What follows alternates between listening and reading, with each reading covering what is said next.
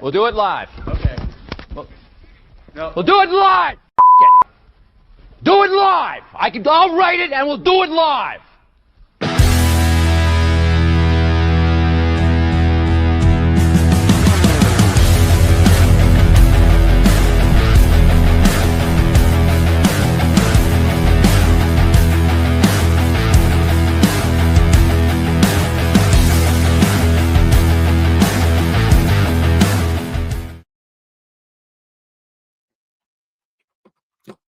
Good evening, What's Dr. up, Jared my friend? Johnson. How are you?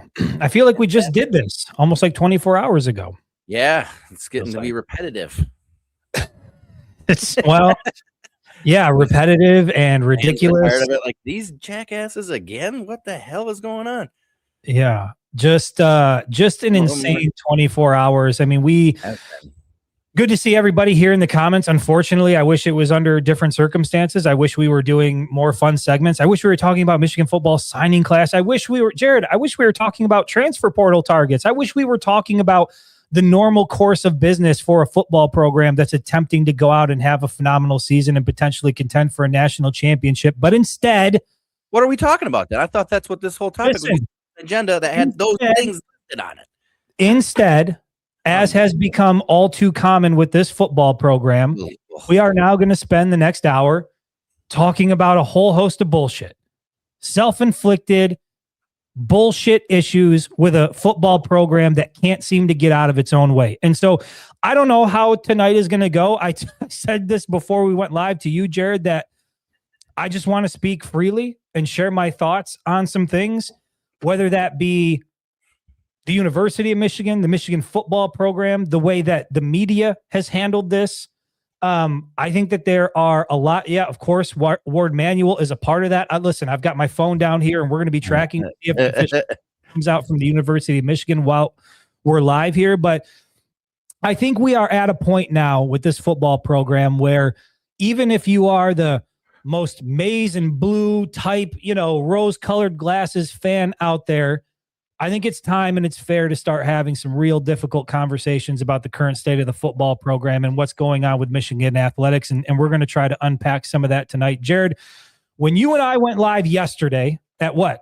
Around 5 o'clock, was it? 5:30.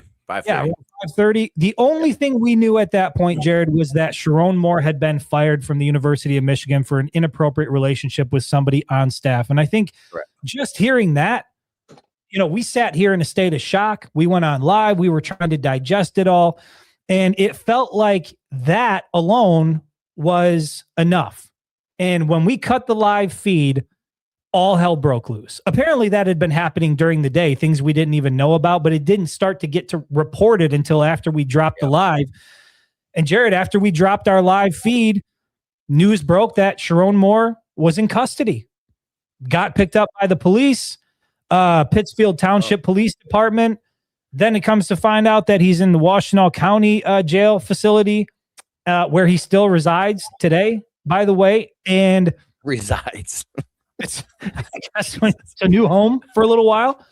And the stories and the rumors and the things that were coming out last night were absolutely horrific. And to hear them being confirmed today, I think it took what was already a pretty shocking story and it moved this thing into a completely different world of concerned about, his family. And think what you want about Sharon Moore, concerned about him, his mental health, concerned about the individual who, whose home he reportedly broke into, while threatening her, threatening himself. Just an insane situation. Again, a lot to unpack. Jared, you tell me how you want to do this, because right now I've got in front of me, and I don't know how many people have followed it. I would imagine if you're like a Michigan super fan, you probably followed it. I've got the timeline of events from yesterday that I can go through. How do you want to go through this? Is there anything you want to say before we get into it? No, yeah, I think we should probably go through the timeline because I see some comments, people asking like why you got arrested. Some people still aren't fully up on it. So I don't hate that. But I also just want to tell you, like, when you just talked about it just right there, think like if I wrote a movie script and this was what happened and I gave it to somebody, they'd be like, bro, this is the dumbest damn idea. This would never happen. Like, how would somebody do all that in 24 hours? You know what I'm saying? Yeah. And then we're just here. So when you say we got off the live last night, and then he got arrested, I'm like, that can't be real. And then the next thing, he had a night. Like, it can't be real. Yeah, I had to check. I'm like, are these even real? Like, that's the other thing. If you're trying to follow this along and keep track with what's going on, and there's all kinds of fake news sources out. There's a mugshot of Sharon Moore out on social media floating around, which is not real. It's AI, but people are sharing it as if it's real. So like, there are fake insiders who are saying things. Savion Hyder, Michigan's 5-star running back, is one of them, saying that Hyder is asked to be released from his paperwork, which is not true, because Hyder went to social media and said, hey, this is a lie. There's a lot of it is a difficult thing to try to sift through all of this. And unless you're like immersed in it 24/7, I could see how people would think. Like, I can see it right now. There's a story in here about, the Plan B thing and how somebody DoorDashed Plan B to Sharon Moore's house or something like that. Like, I don't know of anything. Like, I've seen that. I don't think that is a real part of this story. So here's what we're going to do tonight. And I think we got to tread carefully. I mean, we are not, this is not ABC News or anything like that, but this is a platform that has over 100,000 followers and reaches millions of people every single week. And so I want to just make sure that we're careful, but I want to make sure that we're accurate for the people that are following along. And I'm not going to say anything that's like rumor unless like a verified source has confirmed it. And that's kind of how we're going to go through tonight. And I agree. What happened. And then the other part of this is we're going to go into it and talk about what we think needs to happen next. So first, Jared, let me just go through the timeline of yesterday real quick for anybody that hasn't been glued to their phone, glued to the TV, doesn't know the exact details. So yesterday, Wednesday, late afternoon, Sharon Moore was informed of his dismissal by athletic director Ward Manuel. And there's some reporting that came out about that today. And we'll get into that in the show. And we'll talk about how that should have been handled, could have been handled. But in any event, in the late afternoon, Sharon Moore was informed of his dismissal at 4:10. So at 4:10, Pittsfield Police Department responded to investigate an alleged assault. So that was at 4:10. At 4:20, the University of Michigan football team held a team meeting. This was with the coaches, part of Sharon Moore's staff with the team. Obviously, Sharon Moore was not a part of that meeting because at that point he was out there kind of losing it. Kind of is not real. I mean, he was out there losing it. So at 4:20, they have a team meeting. At 4:45, that's when the official announcement came from the University of Michigan that Sharon Moore had been fired. At 7:17 p.m., the city of Saline announces that Sharon Moore has been detained in an official statement. And then by 8:30 p.m., Sharon Moore had been booked in a Washtenaw County jail and is currently in custody as of today. He's expected to be, arraigned tomorrow morning is the latest reporting that I've heard. And I think that's probably when we're going to learn of what the actual charges are that he's facing. Just the fact that I said that to you just now, holy shit. Like, this thing completely spiraled out of control. And I can't help, Jared, but sit here today, even with all the stuff that we've been hearing, and wonder, how the hell did we get here? How did everything unravel so quickly? I mean, Jared, when I go down that timeline, a team meeting without Sharon Moore, Pittsfield Township responds to, an alleged assault. He's in custody. Now he's in Washtenaw County Jail. Just, I don't know, man. What's going through your head? What's going through your mind? It's like we talked about earlier, and I think you posted something about it too. I mean, the guy just you took his whole life away, right or wrong, right? What he did was wrong. He messed up. He knew he screwed up, but you took such a drastic change in somebody's life, and there was remarks that he had mental, issues a bit before, but to just, I feel like they just let him hang out there, man. Just let him leave and by himself and not offer. I don't know. Maybe they did offer resources like, hey, we understand this is going to be a very difficult time for you as well as the victim. We got to respect both. But I don't know, man. That's the dude that's a hell of a lot. Imagine being him too. Imagine being this, like you said, this girl. She's blown up on social media everywhere. Like everybody's changed in a 48-hour period drastically. For those two especially. There's no question. And I think yesterday at one point I found myself feeling a bit of sadness and empathy toward Sharon Moore. And again, I think that's because of my limited interactions with him, but just kind of my experience in being around him. And it's so hard to see that other side of it. But Jared, the more that has come out about this and sort of what was going on and how long it was going on for, and the fact that this staff member reportedly isn't the only individual that Sharon Moore made contact with or was attempting to do these things with. Again, these are reports that are floating out there, but some of this reporting is coming from the actual females who received the direct messages saying like, yes, he also had reached out to me. So again, do what you want with that. But where I'm at today, whereas last night I was feeling like sympathetic and empathetic, today I'm pissed off and I'm irritated and I'm annoyed. I feel for his family and I feel for anybody who's innocent, who's caught up in this. And like I said yesterday, this goes to show that when you are a leader and you're in a leadership position and you choose to do these types of things with it, the amount of people that you're going to impact and affect by your actions go far beyond just the immediate people in your circle.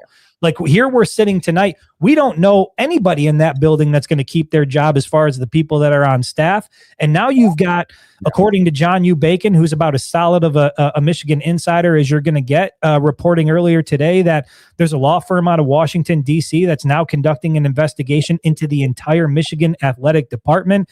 It sure sounds like I will be shocked if Ward Manuel makes it out of this thing. And I know that there's some debate within the fan base as to how much blame Ward Manuel should hold in all of this. And I want to talk a little bit about that. But Jared, I think maybe here's where a good place to start would be. And it's that, and I said this earlier today, and I got some pushback on this a little bit. And I wonder if you're in the same boat as me, if you feel the same way, or maybe you feel a little bit differently. But here's where I'm at with this thing. As a fan, and as somebody who has been able to cover the team for the last 5 years, and when I say cover the team, I mean the most. I am a credentialed member of the media, but most of what I do is photography, right? I take video, I shoot pictures. Like I am not a journalist. I'm a creative guy. That's what I love to do, and I'm glad that I've been able to do that. So when I look at this program, as a fan, as somebody who has covered it, I am at a place right now where I am just tired of the bullshit. That's where I'm at. And I don't see any way when you go back to Matt Weiss, the sign stealing / advanced scouting, however the hell you want to phrase it, to, Connor Stallions, to now we're doing the Sharon Moore thing, NCAA investigations and suspensions and all of this crap, Jared. I'm tired of talking about shit that doesn't relate to football. There's all these other things that continue to pop up around this program. And I'm at a point right now where even though I know that there's innocent folks in the building, Jared, I think it's time to clean house. I think it's time to get every damn body out of that program. And if it costs you a year, hell, if it costs you 2 years, so be it. But they have got to fix that football program at the University of Michigan. And I don't know how you do it unless you take everybody out of the building and you start fresh. Am I too aggressive there? What are your thoughts on that? Who are you talking? I mean, you're like, just let players fly out the door. Don't try to save that. Don't try to hire a big name coach to come in and rescue it all. Like you're saying, if this got to go, who's got to go? Let me specify. This isn't so much player related, right? Actually, take the players out of this because there's a certain way that I feel about that. Leadership at the University of Michigan, and this is including the time that Jim Harbaugh was there, leadership at the University of Michigan has failed these players repeatedly, to where guys who busted their ass and won a national championship also had to listen about how their title was tainted. Now you've got guys who committed to this program, who were paid a lot of money to come here, who invested a lot into this program, that are now sitting here tonight having to read about their head coach being in jail. They have no idea what's coming next. Leadership in this program has failed these players. And so when I say it's got to be gutted and you got to pull everybody out, I'm not necessarily talking about the players, but I'm talking about if you are on staff, if you are in a leadership position, if you're one of these clingers hanging on to the program and you just sort of be around, but you don't have any official capacity, get the hell out of the building, pull them all out, and just start fresh. That's where I'm at. I think you got to get everybody out. Yeah, and so Tony Alford. Sorry, dude, I mean. Sorry, but don't be angry with me. Don't be angry with me. Don't be angry with me. Take it up. You gotta see a deeper investigation, man. There's going to be, that we said earlier, there's that law firm that's going to be looking into how this whole thing was investigated. And they're going to figure out who knew what and how, and you know what I mean. So I don't think you can just slice everybody let's right? talk Like, about that though. you cut thin. You don't have to. Let's talk about that. What the who knew what when sort of thing. Yeah. This is one of the biggest problems I have with this entire situation here. And I can see it right now, and I'm getting pushback on this. People think Tony Alford needs to stay, and I'm not saying Tony Alford is a problem. Well, we don't know. We don't know.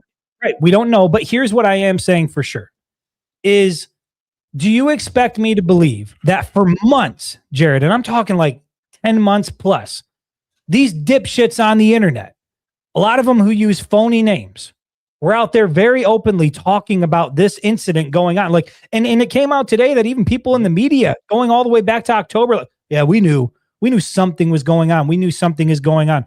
Grain of salt with half of them.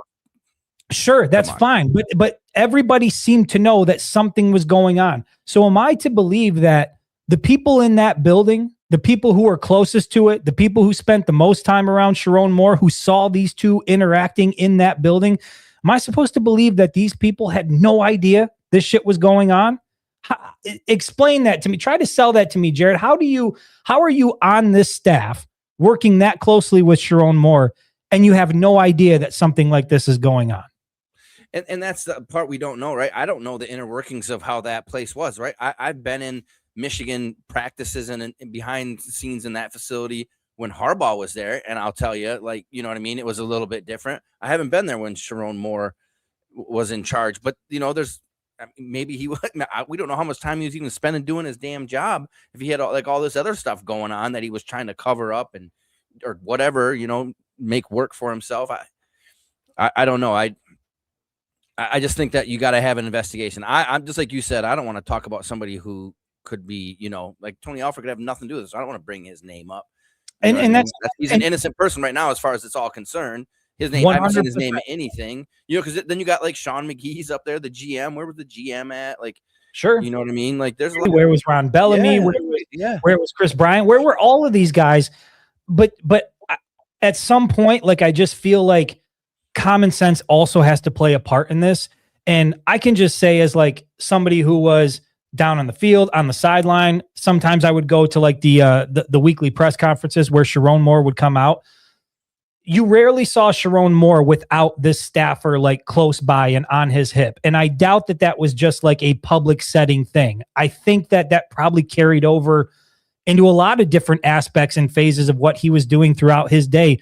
And so given the nature of what was going on, how deep it got, how off the rails it got, Jared, I just have a hard time believing that folks in that building didn't think like, hey man, there's something going on. Even if they didn't know the nitty gritty details, like, there's something going on here that ain't right. There's something going on here that just feels a little bit off. I mean, we've seen photos now of Sharon Moore and this girl walking down the sidewalk in Ann Arbor. Like, again, like just a lot of time together and a lot of close proximity. How it didn't raise red flags with people in a position. And I think this is where I'm at, is like when you're around it that much and you become desensitized to it and you just start to like accept it as like, oh, it's just one of those things. Yep. Even if you're innocent and even if like you don't really know what to do, you still get caught up in it, right? Because you still get to a point where you excuse those things. And that's why I feel like it's got to be a clean flush. That's why I feel like the only way to really get all of this shit out of the program, unfortunately, even for the people who are completely innocent, is to just start completely over. And I get that people are going to be upset at me about pushing for that and wanting that. But at the end of the day, your anger shouldn't be directed at me or anybody else who feels that way. Your anger should be directed at the person who is directly responsible for the shitstorm we find ourselves in now. And that's Sharon Moore. Yeah. So people are saying that the 80's been fired. Is this true or what? I'm refreshing. I don't have an email from the University of Michigan yet. I know that there are, and this is the problem with social media, man. There are a lot of accounts who've already reported that Ward Manuel has been fired, but then you go to their profile and they've got like 200 followers, 300 followers, like some dude in a suit with a fake name with an AI profile picture. These are not real people. And so a lot of people have asked me and sent me messages. The answer is like, no, I don't have anything confirmed that Ward Manuel has been fired. I know that there are discussions that are taking place, obviously, which you would expect on a day like today. But as far as I know, Ward Manuel is still serving in his capacity as athletic director. And so until something comes out officially from the University of Michigan, I would just hold off on pushing, retweeting, or sharing anything like that. For sure. I don't know. Yep, strange times that we are in here. But I mean, but again, like I said, I just think, and I'm not going to use a specific coach as an example, but somebody brought up like, so you think so and so coach should go, Jared? I'm just curious, like when I say that to you about like people who are around it, people who see it, people who kind of know that maybe something isn't right, and then you become desensitized to it, then you just sort of learn to accept it as like part of the deal. And I don't know what's going on, but I don't want to know. That to me speaks to like just a culture of a problem where things just kind of happen. And I feel like when this has been going on for long enough within a program, the best thing to do, not necessarily for the individuals who might be innocent in this, but the best thing to do for the program long term is let's just get a whole new host of guys in here, a whole new group of guys, start fresh and get that shit out of the building. Yeah, it's going to cost, there's going to be some collateral damage with some innocent people, Jared, but I think that's the only way that you can guarantee or give yourself the best shot to like truly move forward and get through it. Wow. That would be, I mean, yeah, that could be where they need to go. But man, can you just imagine it? And God, 3, 4 or 5 days ago, we were talking about how good the team's going to be next year in the program, and Moore had done some right things. And I mean, man, he pulled the wool over everybody's eyes on this one, I guess, you know, or like you said, people knew and didn't, you know, but we didn't know as fans, you know. I mean, like Sam Webb made a comment that, you know, when I discussed that, you know, this was ridiculous and salacious and all that. And he's allegedly like a huge insider. So either he isn't and some knucklehead was, or he, you know, I don't know. What does he know? I don't know. I'm going to bring everybody in this thing, but God dang. Well, that's an issue that we're going to discuss on this show. The way that it's been handled by the media overall, I think is something that certainly needs to be talked about, because I think Michigan fans are frustrated for sure. If you follow certain people and you take them at their word and they are your main news source, when those people swing and a miss on this one, guys. Sure. When those people come out and say, absolutely, this is false, nothing happened here, I can assure you this is just blah, blah, blah, blah. And then a week later, like Sharon Moore's fired, he's locked up and all hell's breaking loose. It's like, okay, I'm not really sure. Can I take what you say to the bank? Because that, to your point, Jared, that's a pretty big swing and a miss. I do want to address this one from, I think it's Derek Lafayette from the YouTube page. He says, but if Tony is innocent, don't call for his job, period. I want to make it clear that I didn't log on here and start this live and start calling for Tony Alford to be fired. That's not what the people heard. That's not at all what happened here. What I'm saying is, it's got to be a wholesale change. That's what I think it is. I'm not calling for like individual people to be fired. I'm not saying everybody should get fired. I'm not singling anybody out in this. I am saying, and I am looking at this from the perspective of wanting what's best for the University of Michigan. And I have come to a point, at least in my fandom, and as somebody who has been able to cover the program in an official capacity for a little while, I'm at a point with this stuff where I want a wholesale change. And unfortunately, that means that people who are innocent are going to get caught up in that. But again, if you're angry at me for feeling that way, your anger is misplaced. I didn't put the Michigan football program in this position. I didn't hire Matt Weiss. I didn't bring in Connor Stallions into the program because he happened to sleep in his car and was willing to drive back and forth and do all this. Like, I didn't do that. And I didn't slide into some girl's DMs while I was head coach of the University of Michigan trying to get booty calls. Like, I didn't do that stuff. So if you're mad about innocent people potentially losing their jobs, then that's cool. Be mad about it. But make sure your anger is placed in the right place. And it's certainly not with me, because I think there's a lot of fans out there that are fed up and just want to not have to deal with this shit. Like we said in the beginning of the show, Jared, this is when you should be like working the phones and hitting the transfer portal hard and making sure you're doing whatever you can to develop your program and get it right. And what are we doing here, Jared, in mid-December? We're talking about Michigan's head coach being locked up in Washtenaw County Jail. What are we doing? So don't tell me that. Don't tell me that I'm crazy for wanting a wholesale change. You are fired up, my friend. I'm not going to call you crazy, but you're fired up here. I'm over it. Get it out. Get it out of your system. It's so stupid, Jared. It's so stupid. Yeah. And it's all self-inflicted. Nobody did it to you. You did it to yourself, just like every other damn time. You do it to yourself. Can't get out of your own way. And you've got. So is this all Harbaugh's fault? This is Harbaugh's fault. Sharon Moore's the guy. I know him. I vouch for him. I put my career. He's going to be the next part of my coaching tree. He's the guy. Jim Harbaugh still striking. Somebody says I'm kind of wound up. Who is it? Ralph says kind of wound up. Have a man mosa. Yeah, maybe I should. Maybe I should have poured a man mosa before I got onto the live. But the ghost of Jim Harbaugh lives in Michigan. I mean, telling you, he's still here messing with us. So I mean, which is Manuel's fault because he should have just paid the guy, right? All right. Well, let's just talk about it right now. I mean, you bring up the Jim Harbaugh thing. I have heard that mentioned today. Like, how much blame do you place there? How much blame do you put on Ward Manuel? Jared, I don't know. Do you just leave it at Sharon Moore's doorstep? What is let me ask you this. What is the issue? Because we now know that Michigan has a problem, right? There are some reoccurring issues that happen within the football program, and it's happened in other athletics as well. But I'm just talking about the football program tonight. Yeah. There are repeated issues, big issues. I mean, we're talking about when the FBI gets involved and you're facing lawsuits from other things. Like, I don't feel like I'm overreacting. I feel like some people are just like, they're so used to it. They're just like, man, it's just another thing, or somebody's trying to get us, or somebody's out to get whatever. Okay. I don't see this shit happening at a lot of other programs, but you tell me, Jared, what is the biggest issue? Is it the way Jim Harbaugh left? Is it Ward Manuel? Is it some other part of the university or program that I'm not thinking about? Like, what is this all about? I still think it's the protection of the aura of Michigan, right? Like, that these people, these issues come up, and these people that are in these leadership positions within this program and the athletic department and shit, maybe even Ono as the president at some time, because he was a disaster.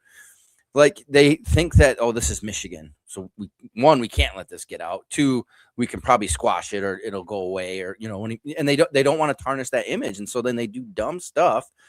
And the hiring of some guys like Matt Weiss, I don't know, man. Like, how could Michigan have known that? Didn't he do it in Baltimore with the Ravens and they didn't know? So it's not like he just got hired at the University of Michigan and became a pervert. Things, yeah, but they're saying he's been doing this the whole time, so nobody knew. So maybe this dude just fooled everybody. Like, and again, these stories are so wild that you're like, that can't be real, and it is, and that's why maybe they're not catching some of it, because it's so damn wild that you don't even expect. Like, should I check to see if this guy's accessing the websites to look at what are we doing? And then like I said, we were around Sharon a few times. A gregarious, fun-loving dude. Like, this seemed, you know what I mean? Like, he's on documentaries and stuff just right now, and apparently he had this other thing going on. I don't know. A lot of other things going on. Yeah, but I think that's part of it. I think it's just that Michigan image. We are Michigan. Like, you got to stop with that shit. Nobody cares anymore. You know what I mean? Like, you're just a football program. There's a million of them out there. You got to, get over that shit. Yeah. And again, I know that some people, will say, hey, you're worked up, and this isn't necessarily directed toward you, but like, you're worked up, or you're too angry about it, or whatever. I just want to, like, John U. Bacon earlier today on local television news confirmed that Sharon Moore went to this assistant's apartment, whatever it was, with a knife, threatening to kill himself or hurt himself, and threatening to hurt her. So if you think I'm overreacting to that, like, it doesn't get much more crazy than that. Sharon Moore right now is in Washtenaw County Jail. This thing went off the rails real quick and went about as bad as it could possibly go. So for the people out there that are saying, this is a blessing, Sharon Moore wasn't working out anyway, like, this is in no way, shape, or form a blessing. You can think that Sharon Moore wasn't working out and wasn't the guy. This is about the worst this is the worst possible way it could have gone down for him to be removed from his position as head coach at the University of Michigan. It could not get much worse than this. Well, thankfully it didn't. We don't know how close it could have gotten worse. We talked about that. It could be a totally different story, which would be very much national if he had.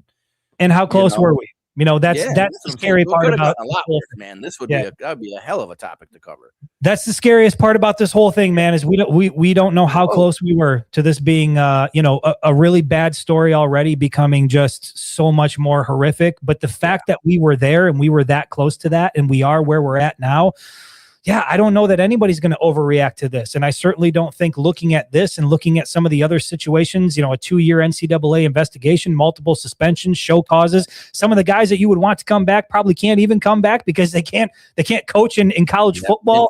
You got one guy who's like all wrapped up with an FBI investigation, and you've got student athletes who are probably going to sue the University of Michigan because this guy got his hands on, their personal photos. When you go down the line, Jared, I don't think it's an unreasonable ask to say, look, can we just clear it out? I mean, I know that we love football here. Hell, dude, I devote like so much of my time to the football program. I am invested into this, right? But at the end of the day, it's still football. It's still college football. It's still a game. And the shit that we're talking about is so much bigger and more important than that if you got to clear out that whole program to fix it, then I'm all for it. I think that's what you do. Yeah. Is there a chance that they don't do that and things end up okay? Sure. But I just don't have a lot of faith. I don't have a lot of confidence in that. And at the very least, you can't fault me for that. I don't have any confidence. Who would they be? The regents? Like you're saying the regents just clean house? Because, I mean, you don't have a president. You have an interim, I guess. And the AD, we're saying we should fire the AD. Obviously, the interim guy, like we can't keep him either. Right? So who's just the regents are in charge? And then I guess you hire a new coach. They fill all their positions. We have 4 or 5 guys left on our team to, Okay, well, let's talk about because yesterday, let's talk about that. It can get real dark, bro. I got on my soapbox yesterday and was talking about how the University of Michigan head coaching job was such, just this coveted thing. Like anybody in the country, like, oh, you bring in Urban Meyer and you bring in Nick Saban or anybody in the country, like even a Dan Lanning who's super happy out at Oregon, like you got to give him a call because, right, you might not think he will, but like this is the University of Michigan. Jared, let me ask you this. Given how things went with the ending of Jim Harbaugh, the chaos of getting Sharon Moore in there, Sharon Moore trying to build everything with an NCAA investigation, Michigan kind of hasn't lived up to expectations the last 2 years. Now here you have Sharon Moore getting arrested, going to jail. Like there's all kinds of shit breaking loose. I get that it's the University of Michigan, but if you're a head coach, if you're an elite head coach out there, if you're a Kyle Dillingham over in Arizona State, if you are, if you're Kalen DeBoer down in Alabama, do you even want to come up to Ann Arbor right now? Is this a place where you look at that and say, yeah, I think that's stable enough. I think I can make that work there. Or are you looking at everything that has happened over the last 2.5 years and really starting to wonder, like, I don't know, man, is that a program I really want to dip my toe into, move my family up there and hope I can make it work? I think if the AD goes, right, because then you say like that's a program that has a lot of instability, right? But I can come in with my team and we can build it how we want because the AD's gone. I'll clean house with whoever I think needs to go on the as far as assistant coaches. I could do this thing myself. And I look back and I see a program that in the last 2 years has 3 top 10 recruits, right? Underwood, Meadows, Hyder in 2 years. Like you can work with that, right? They show that they can recruit. They got NIL dollars. They got support. They got the best backfield in the country, arguably. Yeah, Michigan loves nothing more than fucking coming back from the ashes. They've done it before. It's a Midwest mentality. Kalen DeBoer's from the Midwest. Like, I think, and he's got comes from Alabama and say, I left Alabama to come here. How much you can sell a kid that? You know what I mean? Like, I left Bama to come to Michigan. This is why you should come to Michigan because I know what it could be. I understand that, and I get that, but I don't think it's. Yeah, I don't know. I'm with you. Are you asking me if you think it's as big of a deal as a job? Yes, and let me throw this caveat in there too. Oh, here we go. If you are an elite head coach considering coming to the University of Michigan, Jared, how much of a concern is it that, given all that's happened, we talk about the Matt Weiss thing, the FBI being involved, suspensions and NCAA investigations, and now you have this Sharon Moore thing, and we're not really sure what the full extent of, I mean, we're still on the front end of this. We don't really know what's going to come from this and what it's going to look like. Jared, if you're looking at the potential of coming to this university to be the head football coach, how concerned are you that there is something coming down the road that you can't even foresee for this program? That whether it's another investigation, whether you get slapped with something, there's been some shit going on up there and we're not exactly sure what's coming. is that not part of your thinking process in terms of taking the job, that you might not even know what's coming a month or 2 or 3 or 6 down the road?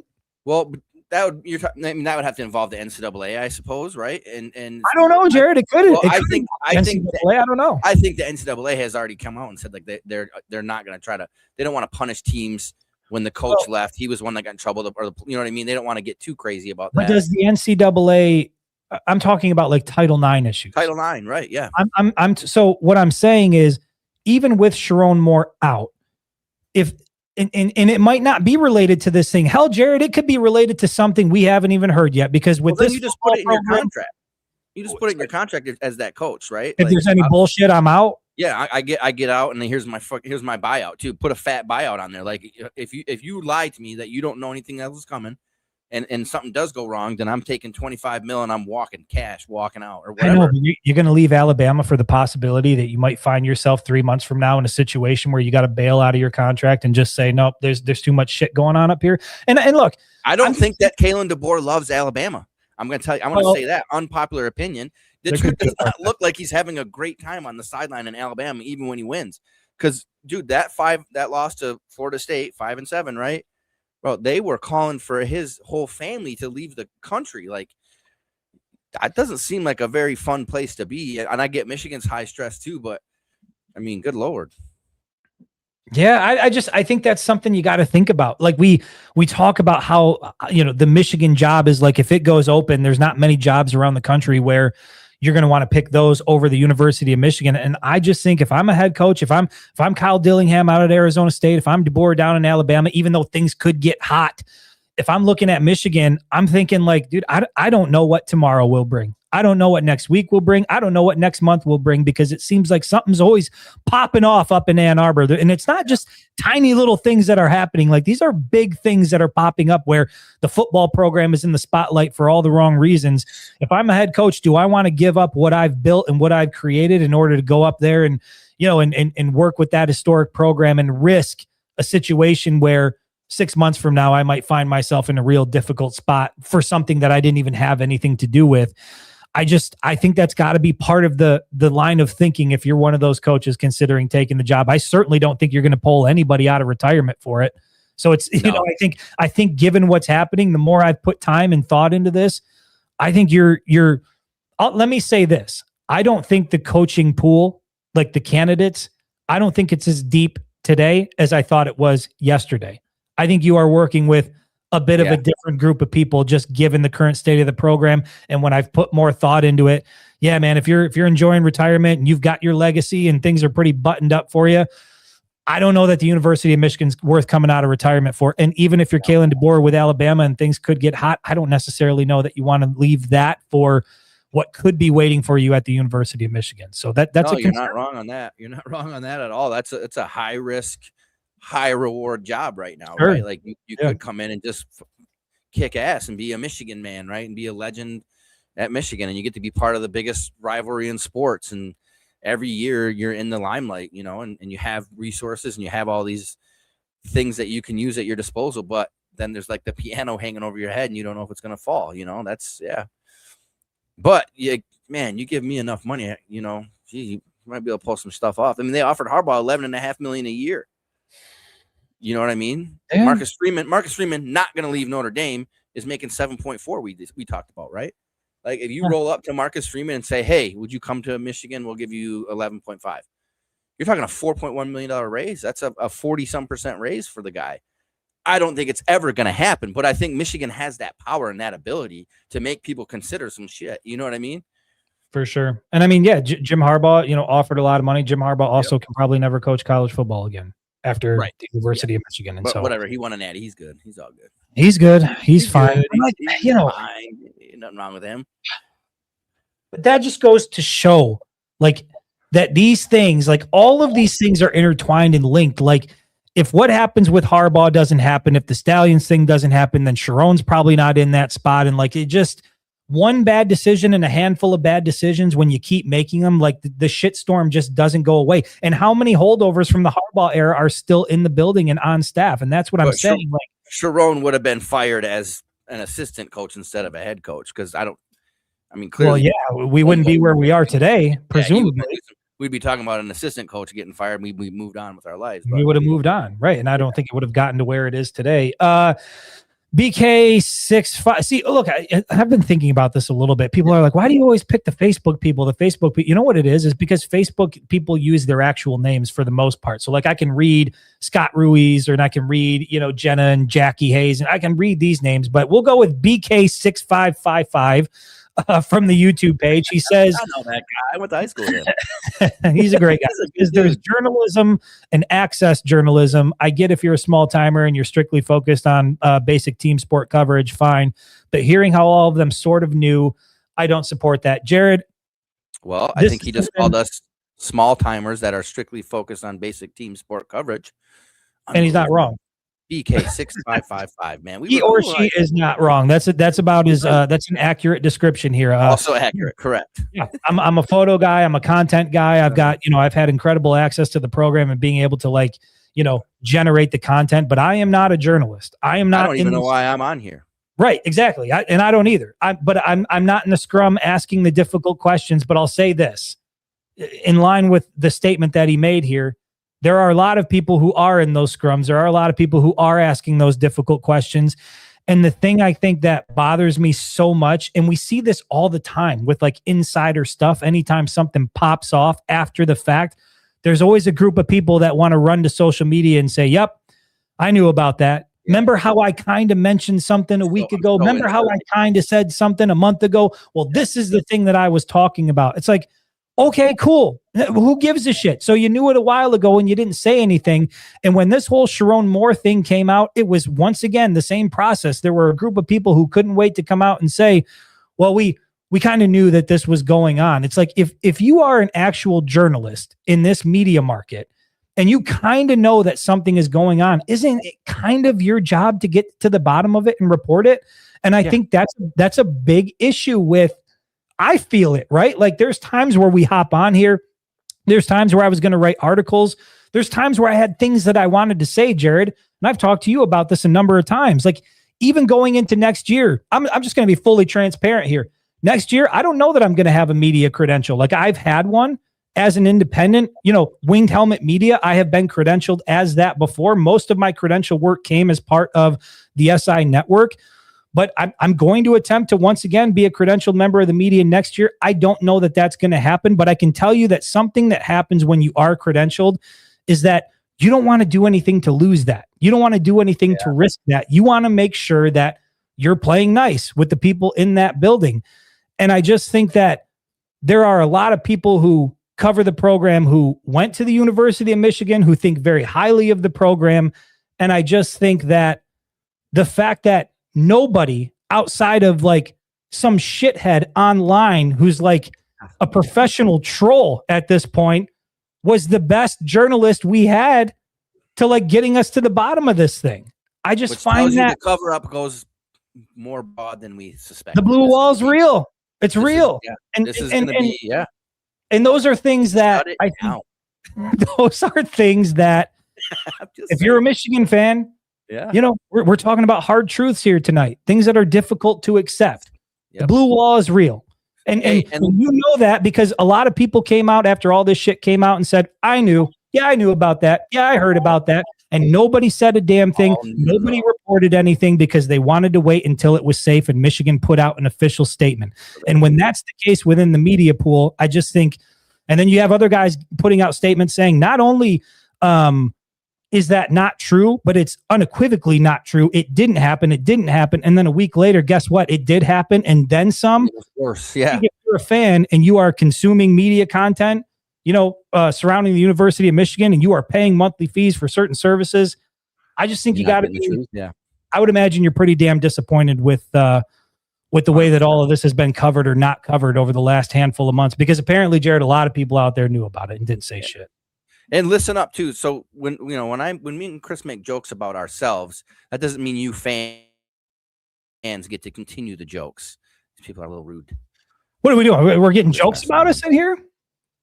Yeah, they're always just making fun of us.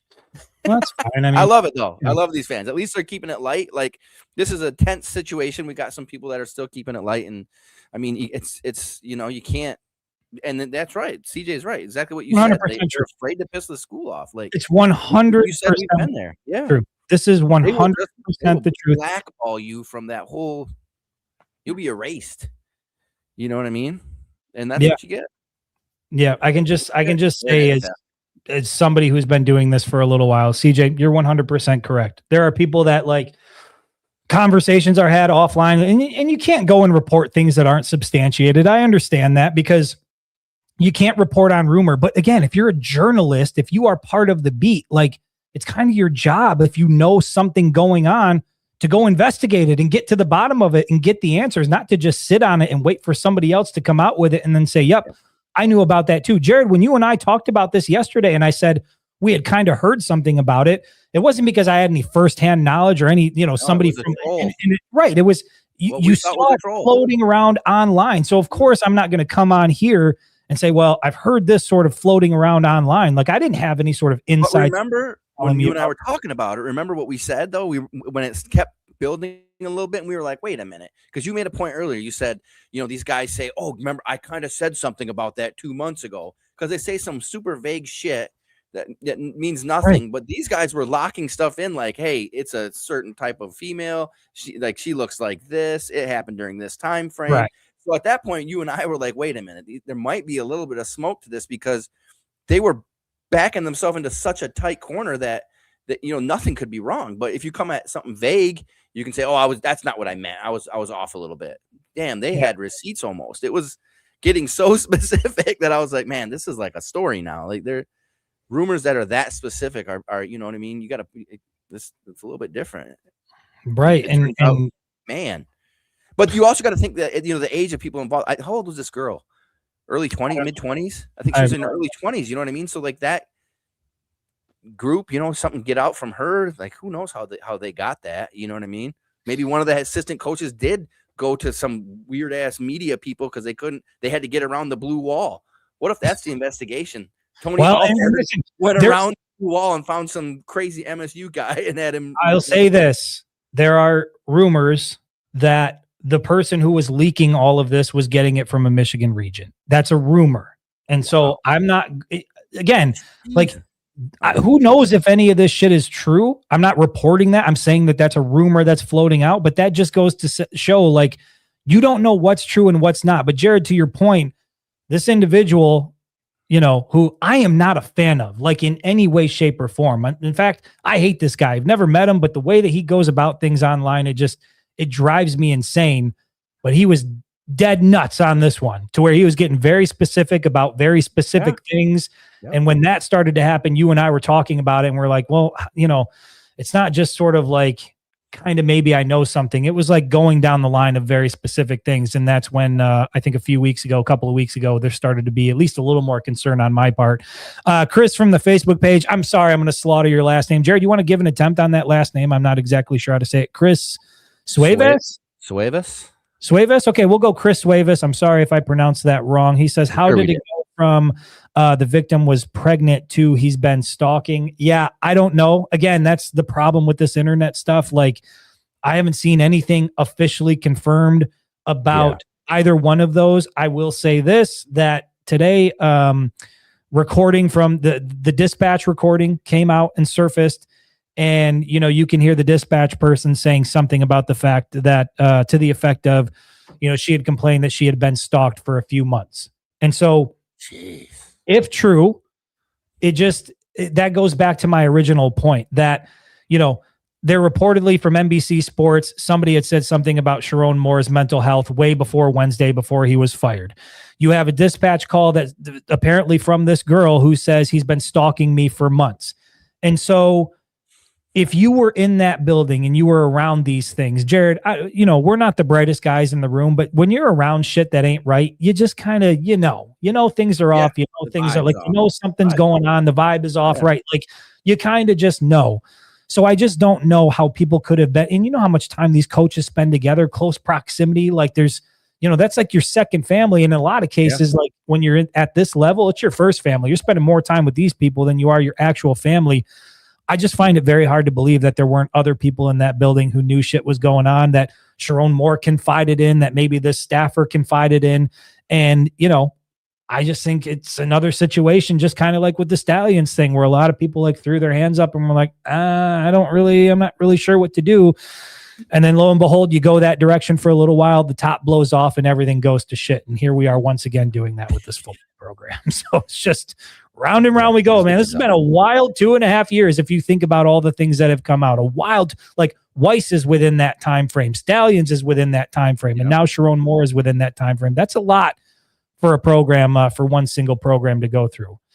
One of those instances would have been a lot, but three of them, that's cool. Taking the cake. All right, let's see if we can go through. Jesse is asking, where are you guys? Jesse Jesse Hermanson asking, where the heck are you guys hearing all these rumors? I don't know if he's specifically referring to you and I, Jared, but rumors, I'm not. Listen, sifting through what's real and what's rumor is a really difficult thing to do, and that's why I don't want to talk much about rumor, but it's giving you an idea of things that are floating out there. And also, like, I never hop on this show and I never even put stuff on social media that, like, I don't think there's at least something to, like, some legs to it, like I feel like the reason why I've been able to build that platform pretty good over the last, 8+ years that I've been doing it is that I don't really peddle in bullshit. Like, I don't really speculate. I don't really do that stuff. Like, if I put something out, you can take it to the bank, and I take a lot of pride in that. And so, I don't know that we're talking about a lot of rumors here.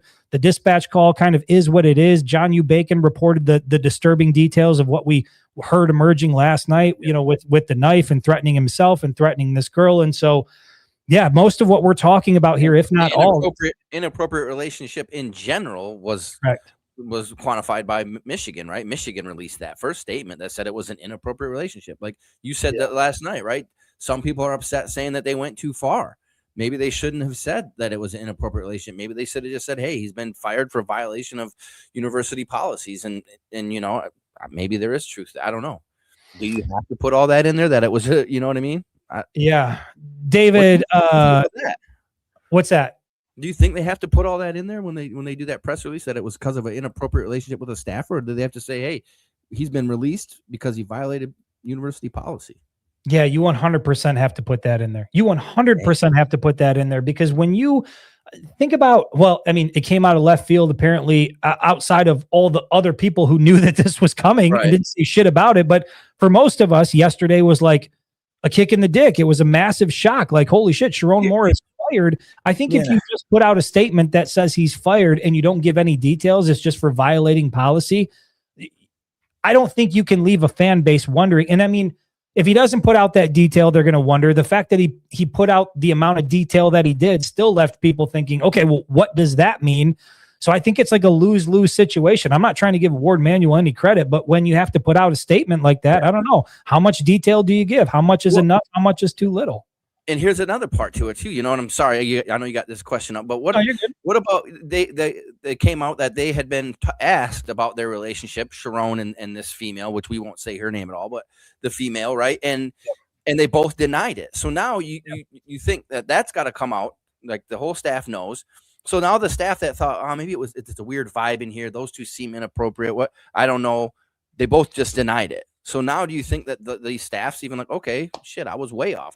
I would have swore they were doing something inappropriate, but even the female said no. So now do they get any leeway from that? Well, I'm really curious what that internal investigation looked like, because if Sharon Moore is saying no and the other individual saying no, I'm talking to everybody in the building, and either everybody lied. But when you talk to everybody, Chris, and say you're Tony Alford, and I come to you and I'm the big bad investigator, and I say don't bullshit me, I already know the answer. What do you think about this relationship? And you, as Tony Alford, say I think it felt inappropriate. I think maybe something's going on. But then the investigator gets the two people in the investigation to say no, nothing's going on. It doesn't matter unless there's evidence. You know what I mean? When the two people that are on a hearsay investigation say no, based on hearsay, and then everybody else says, well, I thought it was, but man, I don't know. And if you move too fast, maybe you put yourself at risk for a wrongful termination. I mean, look at what happened with Pat Fitzgerald in Northwestern, right? He got I don't know what the official payout was, but didn't Partridge just get exonerated from all that shit? He Michigan? Did. I'm not sure if he got a payday from it, but I know he got exonerated from it. Wrongful termination type. You know what I mean? Right. Yeah. So I mean, it's look, there is, especially when people are lying and not being honest about what's happening, there is no real easy way to go through it. And I just think that that's what makes this so damn complicated, so difficult, and even more of a reason why I think you just got to clean it out, because some people were lying, some people weren't. How do you know who was and who wasn't? It's clear as day today that something was going on. Something big was going on. Something bad was going on. Something bad enough to where Sharon Moore was willing to potentially harm himself and somebody else. Like it got to that level.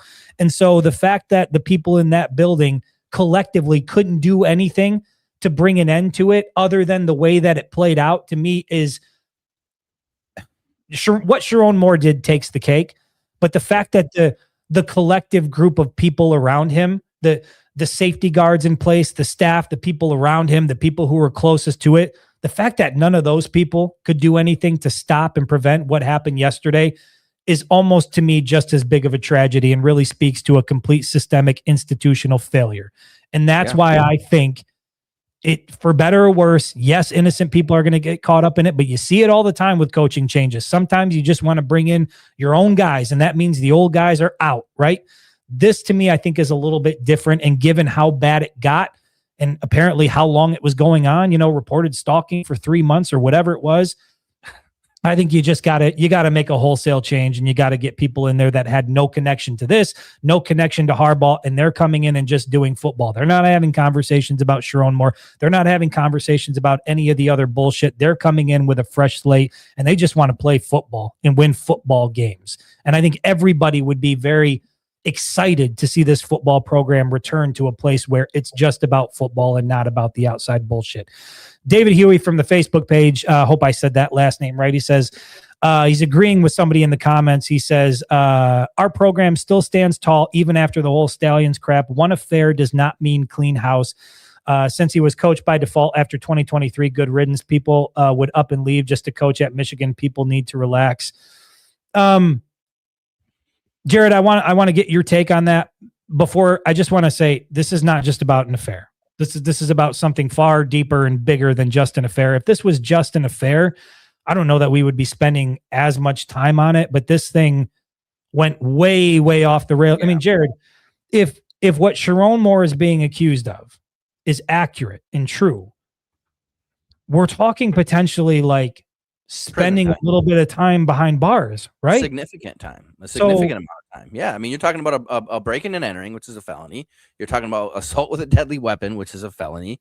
And I think it's a 10 to 14. We were talking about, I think it's like a 10 to 14 year, 15 year felony in Michigan, stalking, kidnapping by keeping her in there against her will. Like so many things, so many different things. Right. Allegedly, potentially. Right. Yeah. I said, we don't know. Potentially. Yeah. And overall point is, this is not just an affair. Like this thing went it far. Was right. It was. And then Sharon Moore took it somewhere else. Like you know what I mean? If I think we'd still be talking about it if Sharon Moore had just gotten exposed in an affair and been fired from Michigan, and that had just shut up, released a press release saying, hey, I'm trying to focus on me and my family right now. I made an egregious mistake, blah, blah, blah, whatever his lawyer drafted up in Chat GPT and you know what I mean? It would still be a story, but it wouldn't be this. Like now, this is this is going to drag on forever. Like, and I'm not saying, whatever, I'm not mad at the victim or any of that. Like nonsense, this stuff happened. He did this. But this program is going to be under that cloud, like you said. I mean, how fast does the justice system move when you're talking about a former U of M head football coach and some egregious offenses? They're going to be very thorough so they don't screw this up. You know what I mean? Could you imagine being the prosecutor for that? You're in Ann Arbor trying to prosecute the former head coach of the University of Michigan? Yeah. So, I mean, you can, do people relax? Like, I think overall, like, here's the thing. When we click off the live and I go back into my regular life, like I'm going to hang with my wife, I'm going to hang with my kids. We're probably going to watch Christmas movies. It's not like I'm spending all day in my house pacing back and forth and like freaking out about what's going on with the football program, right? Like I can compartmentalize my life. I can put this stuff aside and go and live. But when we're here and we're talking about it on a live show and with people, like, yeah, I'm going to tell you exactly how I feel and I'm going to try not to filter it. I feel like the best way to do this is just to be open and honest and authentic and tell you how I feel. And I don't think this is a situation where you just tell people to relax. I think this is a situation where it's a good idea, if you're a fan, to be pissed off and demand more from your football program that pounds its chest about integrity and morals and ethics and all of this stuff, yet continuously, repeatedly, year after year, particularly as of late, fails to live up to their own standard that they preach. So, yeah, I mean, is this a time to relax, or is this a time to be vocal and say, no, we expect better out of this Michigan football program. We expect better for the guys in the building who committed to come play football here. Like, let's not forget about that. We talk about victims that are involved. Like, these players routinely, I mean, players had to go without Jim Harbaugh. Sharon Moore serving suspensions. Now Sharon Moore's out. He's in jail. These players, like, my goodness, can they get a break as well? Can they just get a guy who can come into the building and focus on football and not some sort of side piece relationship that they're trying to work through in the building? Jared, we were joking about that a little bit before we went live, but is it really all that big of a surprise that things look disastrous or discombobulated at certain points throughout the season? Like, when you think about what Sharon was carrying on his plate mentally, you know, his focus, I can tell you this, his focus was not 100% on the football program. I think we can all agree on that. Yeah, I mean, the allegations that I'm seeing, I think that they said that they were talked about this summer, right? Between the two of them, and they both said no this summer. So this whole season, he's been carrying the fact that he knows that they lied. He knows that there's evidence. Like, he knows that this girl at any point could just say, hey, here's the facts. Actually, you know, I lied. Here's what really happened. And then did he continue to stalk her? That's crazy too. Like, he was so infatuated or whatever that this girl can ruin your whole life. You know this. She lied for you and said, hey, this ain't happening. And instead of just walking away and, you know, being like, holy shit, I dodged a bullet there, he says, I'm going to hide in your bushes. You know what I mean? Like, what are you doing? Well, I mean, I don't know if you hid in the bushes. That's just an analogy to, you know, stalkers usually hide in bushes. I don't know how I know that. Yeah. Well, you know, talking about, you had mentioned it, how this thing's going to continue to linger, just like the NCAA investigation for the advanced scouting thing linger. I mean, that thing hung around for a long time. And when it comes to this, and like, we don't know exactly what happened and when it happened and how it happened. And you got Adam Schefter on ESPN today talking about, like, well, Sharon Moore deserves, you know, he's going to have to speak and he has to tell his side. And it's like, dude, I don't know that there's a lot of people interested in hearing from Sharon Moore at this point in time. But again, he's a Michigan guy. Right. He's a Michigan guy. He's a Michigan advocate. So you've got a lot of that going on. But the bottom line is, Jared, when you talk about this lingering, yeah, it's going to linger. You know why? Because there is a lot more that's going to come out. We only know, like, the tip of the iceberg of this story. And as the days and weeks continue and there's court proceedings and more information comes out, as it always does, like, you're going to find out exactly what happened. And every single time a new piece of information drops, guess what? It's going to be another story.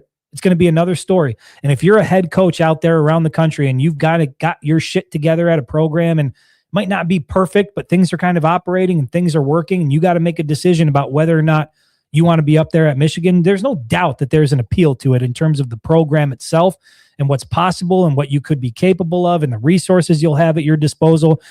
But man, oh man, does there have to be a giant question mark in your head about what is going to happen next week? What is going to happen next month? What's going to happen 3 months from now? And how much of that is going to affect me and my ability to get this program where it needs to be? And, you know, he's hiring, you know, I mean, dude's got means and assets. He's hiring a badass lawyer to sit on his side. You know what I mean? And they're going to do everything they can to. I'm just not sure. I'm just not sure what, I mean, like, there's you or me do this stuff, bro. We are toast. You know what I mean? I'm over here with a public defender. Like, oh boy, you know, this ain't going to be good. He's going to have some serious legal counsel helping him, and that's going to drag it out too. You know what I mean? They're going to be filing motions and trying to suppress and do all this. I watch a lot of lawyer movies, but Liar, Liar, mostly. It's a good lawyer movie. Dude, Tim Carrey was great in that movie. Remember when he kicked his own ass in the bathroom? Come on, man. All my legal expertise comes from Liar, Liar. Liar, dude. Because in the end, he became a good guy. That's how I know how courts work. Exactly, dude. All right, let me approach. You can't just walk to the bench. Jeez. Let me go through a YouTube page. Yeah, pick them. Talking, it's can do, will do, sucka again. Like, can we just have regular names here? So I can just sucka. That's what it is. He says he or she, in quotation, says, quote, stalking me for months, end quote, could be hyperbole. Maybe they agreed to end it months ago and parted ways, but the investigation continued. Yeah, I don't know. That's the thing. We're going to find out. We're going to find out the answer to all of these questions. Continued. How can that be hyperbole? Like, well, the investigation is code for he kept stalking her. I don't understand. No, I think the hyperbole is maybe somebody thought they were being stalked. Maybe that's not an accurate description of or depiction of what was taking place. You know, where did you get that from the dispatch call. The dispatch call said that whoever called in to Pittsfield Township Police had said that this individual had been. Well, I mean, I'm being stalked.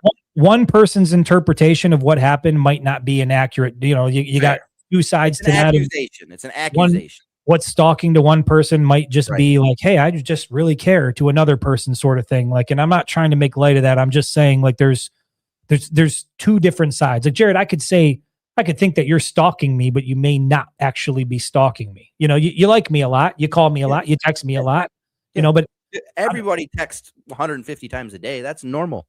It's where we're Very at. Normal, Chris. You and I text quite a bit these days. Quite a bit. Keep it up. Stalking. Oh, let me go through some more of these comments. There's the Juwan Howard attachment. More than Juwan Howard. Thelma and Louise. That's a good one. Thelma and at 706. Who would you throw off the cliff? Who drove Michigan out? You guys, man. See, which one would I drop? They both go off the cliff, I guess. Yeah, I don't know. Guys, I'm taking some time here. I'm reading through what you said because once again, you guys are throwing a lot of stuff in here, and I want to make sure that I appreciate the contributions for sure. I think where we at, like, man, I don't know. I don't think DeBoer is going to be the dude anymore, man. I just don't think he is. I think it's going to be somebody like you said, man, Arizona State, that Willingham. They're going to disappoint me is why. I think they're going to disappoint me. I think they're going to hire somebody in the light of all what's going on, they're going to try to go safe and, nice and easy and not invest a bunch more money. And, how much of this are you thinking about? Dominic Nanny from the Facebook page says you realize Sharon Moore was 2-0 versus DeBoer and he sucked, right? Like, Sharon Moore did have, no, he wasn't 2-0. He got the win against Bama, but Jim Harbaugh was back for the national championship game. Ralph Lewis from the Facebook page, he says coming out of retirement is low risk. He's talking about Michigan's potential head coaching search. He says they'd get multi-million dollars for 2 or 3 years, and if they have to walk, they can walk and slip right back into comfort. I don't know that any of that is true. Honestly, to me, it's not low risk. I don't think it's a 2 or 3 year type thing if you're going to come out of retirement. We talked about this yesterday that I feel like you would want a pretty fat deal. And then what I mentioned earlier in the show that let's say you are, and I'm just throwing out names here, but we're talking about guys who are retired, right? Let's say you are a Nick Saban or an Urban Meyer or somebody of that, Nick's that's too old. That cloth. Wouldn't happen anyways. Too old, but also your legacy is intact, right? Your head coaching legacy is good. You're intact. The idea that you would come out of retirement and step into this fire where John Gruden's isn't. Well, right? He got fired from the Raiders for some shit, and he's fought it. And how long has it been since he's been a coach? Been a while, man. But he won Super Bowls, right? He won a Super Bowl, but his legacy is not intact, as you say. He won a Super Bowl, but he also did this, and he never came back to coaching. And you think about the time that he's putting into being in media and all that, travel and all those other things he has to do. I mean, taking a job at Michigan isn't going to increase his workload. You know what I mean? He's all over the place anyway. So, I know. Legacy and I know Dave Portnoy. They're heroes, dude. You know what I mean? Dave Portnoy is pushing pretty hard. Yeah, and he's got a tie-in right there, and Portnoy's got the red phone to Michigan, obviously. That he does. Here's another person that is not a fan of Kalen DeBoer. It's Susan Rooks from the Facebook page. She says DeBoer is not it. We want someone who will clean up and win games. Susan, you got to tell us who though. That's the thing, though. You got to follow it up with a name. I'm not 100% sold on DeBoer, but there seems to be a lot of people who think that right now, given the current landscape, that would probably be this. Unless you can pull a legend out of retirement, they think that that's probably the biggest get you could get if you're Michigan. It's one of those things where, Jared, I think you just said it. I'm not going to be totally enamored with it, but willing to give him a shot and see what he can do. But Is it a home run hire? I think that's one of those hires where there's some guys where you could say are a home run right off the bat because, Saban is that. I think Urban Meyer is that. I know a lot of people hate Urban Meyer, but just in terms of what he's done and who he is, coach, I think you could confidently say that's a home run hire. To me, DeBoer is like a wait and see sort of thing. Jed Fish, underwhelming wait and see sort of thing, Dillingham from Arizona State. It's like, I don't know. We'll just have to see. Big on him. Joel Klatt just had a whole statement about Dillingham. He's big on him. And Joe Brady. There's a lot of people, is Joe Brady enough to get you like riled up and excited? Coming from the NFL and being a hot commodity in the NFL, I kind of think that he would be, you know what I mean? I wouldn't jump up and down, but I wouldn't be, you know what I'm saying? I'd be like, okay, this could actually be something. He's a quarterback's guy, right? We got a decent one sitting there and he needs some help. You know what I mean? And he's young and he could stay for a while, but what do you think about him? Is he, I don't know. 1 to 10, where does he move the needle? 7? I would put him right around. I put him in the same category as like a Jed Fish, like, maybe between Jed Fish and Kalen DeBoer, like somewhere in there. Like to me, it would be like 7. Yeah, wait and see. I'm not exactly sure. Like, okay, cool, but it's not anything that like is like if Michigan hired Lane Kiffin, even though we're trying to avoid grease and uncertainty, like that type of thing, like it's not anything that's going to get me excited. But maybe that's what we need. Maybe we don't need like that big flashy, splashy name. Maybe we just need a guy who like just wants to coach football. That's all he wants. That's what Sharon was, though, right? Low ego. That's who we thought Sharon was. He wasn't a big name guy. He came up in the program. He, struggled. He earned his spot. He had success at each position that he was at. I mean, that Michigan money and that block M. And he made the call, right? He was the offensive coordinator that made that call for Blake to leak out in that game against Bama on that 4th down, right? He said that was the most stressful call of my life. He made that call. That was a hell of a call. Yeah, a great call. I mean, a season-saving call. That whole drive, he was in charge of that. Like, you know what? It just dawned on me. Oh my God! This just dawned on me. This might be $1 million idea. If there was ever a book written on the biggest biggest fumbles of all time in humanity, like fumbling the bag, like you read this book. Yeah, you read this book, and it's like it's just a list of people who had it all and fumbled the bag. I don't know where Sharon Moore would rank on that list, but it would be pretty damn high. Pretty damn high. I think he'd be below the guy that paid $10,000 for like 3 large pizzas like 15 years ago, or 10,000 Bitcoin. He paid 10,000 Bitcoin for like 3 large pizzas. It's worth like 1.3 billion now. And he's like, well, I fumbled the bag. The bag. Would you read a book? I would read a book. Like, I'd want to know. Like 3 cents a piece at the time. Yeah, I'd read that and just be like, you moron. Like I'm any better, in my basement on a podcast. I can't believe I've really made it. Maybe we should do it. Hardcover book. We put our 2 heads together. We could come up with some shit. We could make that happen. Accidentally buy it. We could make that happen. Did I read this one yet? Kyle Bodkins from the Facebook page says, to be fair, there is 0 chance that they were planning on firing Moore if they allow him to hire Coombs. Is that how you say his last name? I'm not really sure. Coombs, an attempt to hire Mike Shula as the quarterback's coach. Yeah, I mean, they're reporting that it came at them and they fired him. Sure. There's also belief out there or a narrative that, Michigan knew that they wanted to do this. They wanted to see how Ohio State was going to play out. They wanted to know, like, is Michigan going to be in the playoff? Basically insinuating that Michigan was sitting on this and waiting for the right time to bring it all to the forefront because at some point in time, Sharon Moore was going to be the fall guy. I think that that's complete bullshit. I don't think that like anything that nefarious was going on. Although at this point, I don't put anything past anybody. But I just think that other things were at play that led this coming to a head on Wednesday and ultimately where we're at now.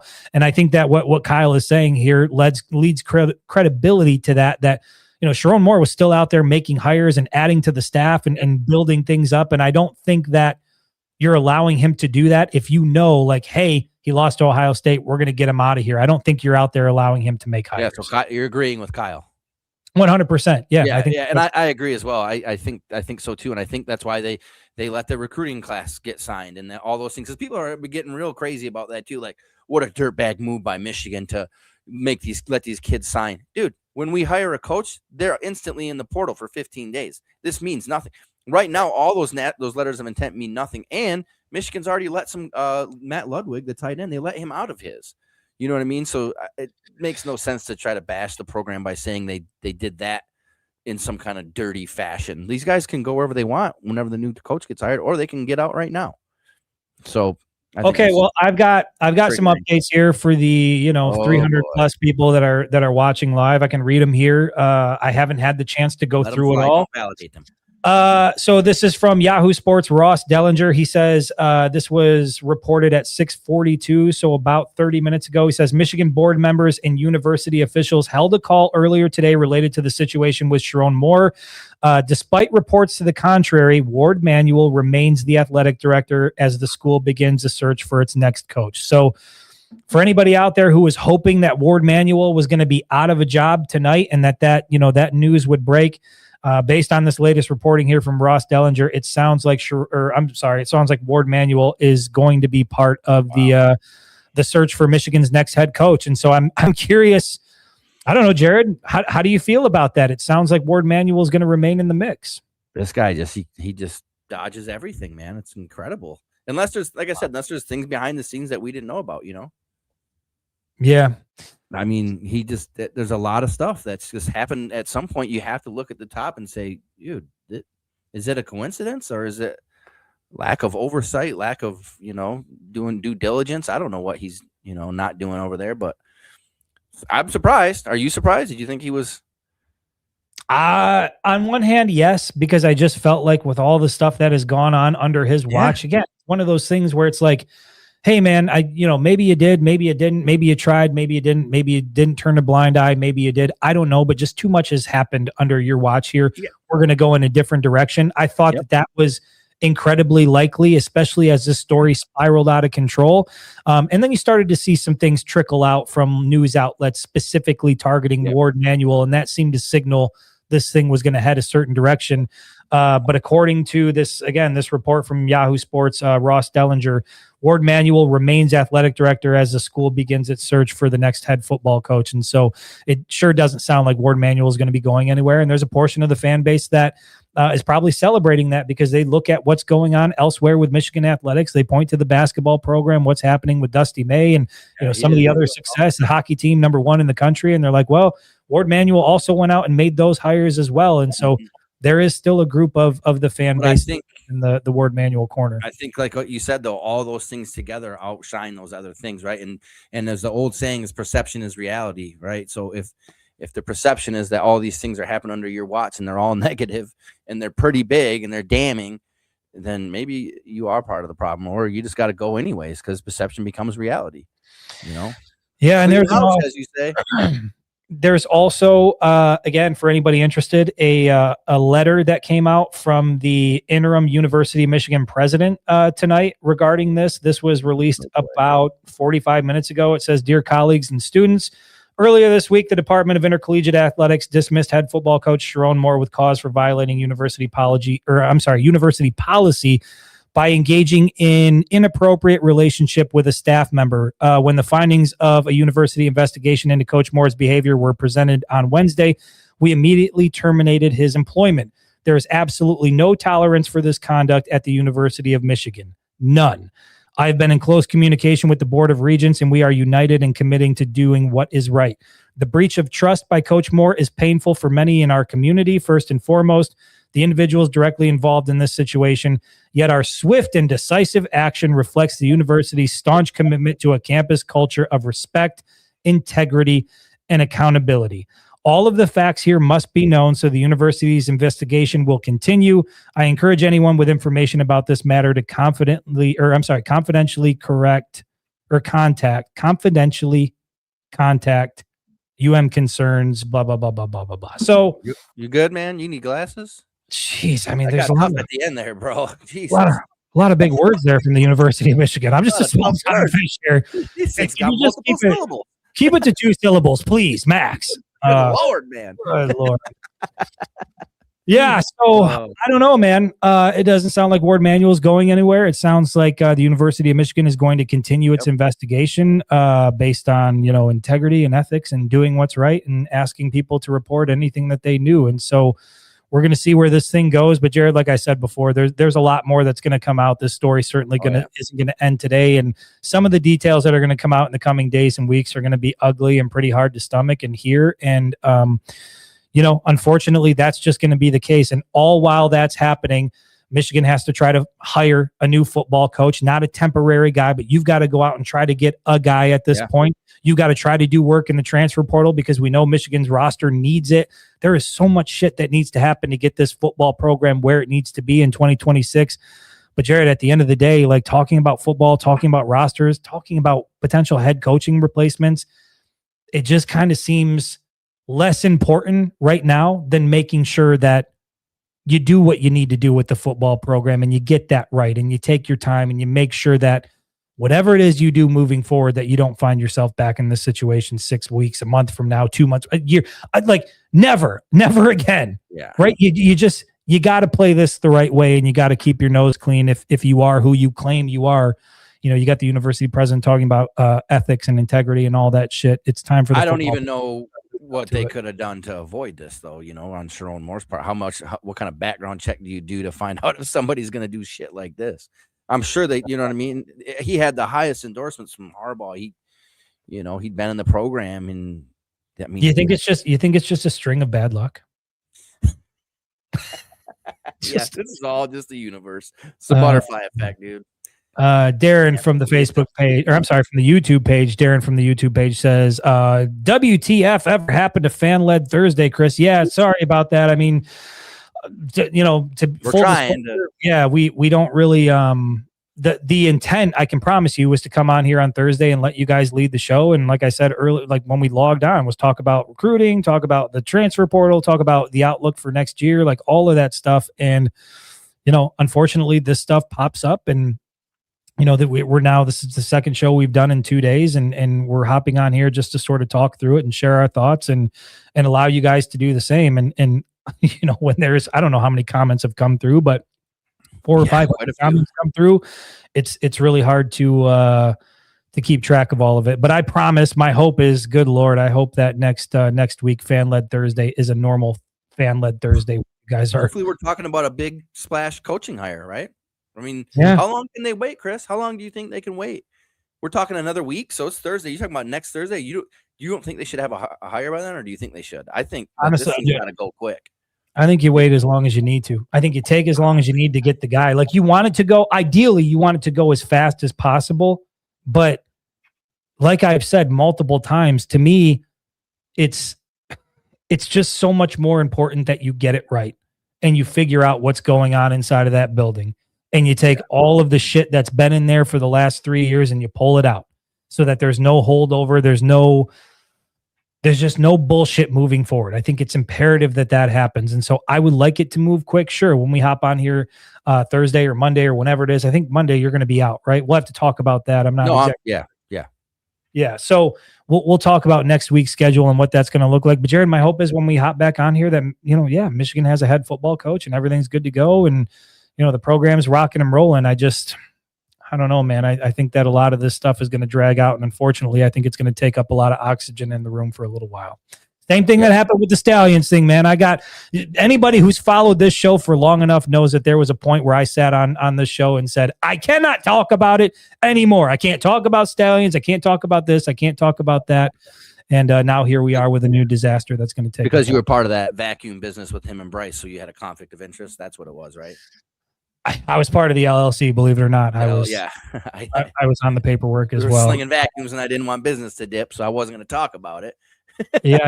Jonathan from the Facebook page. Yep. Unfortunately, that's where we're at today. A lot of false reporting that's out there. It's hard to figure out, what's real and what isn't. That's why you just look at. If I could give any advice out there tonight, maybe that's where we'll end it. If you're looking for news, if you're looking for things that are confirmed and real, just come here to the Winged Helmet, because anything that goes up there, it's going to be vetted and make sure that it's accurate from an actual source before I go ahead and report it to all of you guys. But yeah, the reports earlier that Ward Manuel had been fired obviously were inaccurate. So It's unfortunate. Matt Kirby says, man, again, it's like watching The View, thieves of joy. Yeah. Sorry, I apologize for that. I'm not the thief of joy here. It's not me. I mean, blame the people running that football program for stealing our joy. We should be talking about transfer portal additions and wide receivers. Dude, I was seeing a whole bunch of wide receivers and people that were entering the portal over the last week, and I thought, man, Michigan could do this. Michigan could do that. Michigan isn't in any place to be adding to the roster right now. It's just a tragedy. It's a tragedy. Bryce Hunter would be the head coach. And now next year we're going to be talking about, well, look, first year Kalen DeBoer, look what he had to walk into. Look what he had to do. It's like Groundhog Day around here with this football program. Glitch in the matrix, man. Lord, just give us some good football and keep the rest of the shit out of it. I appreciate everybody for stopping in here tonight as we are now at an hour and 24 minutes. Jared, I know you got pizza rolls in the oven. You got things you got to go take care of, and so do I. I appreciate all of the involvement here from everybody that put in comments. And again, my hope is that the next time we hop on here and do a fan-led Thursday, we can get to more of your questions and comments so that you can guide the show. But until then, buckle up, hold on tight, and brace yourselves for what's to come here in the coming days in the ongoing saga of following the Michigan football program. Take care.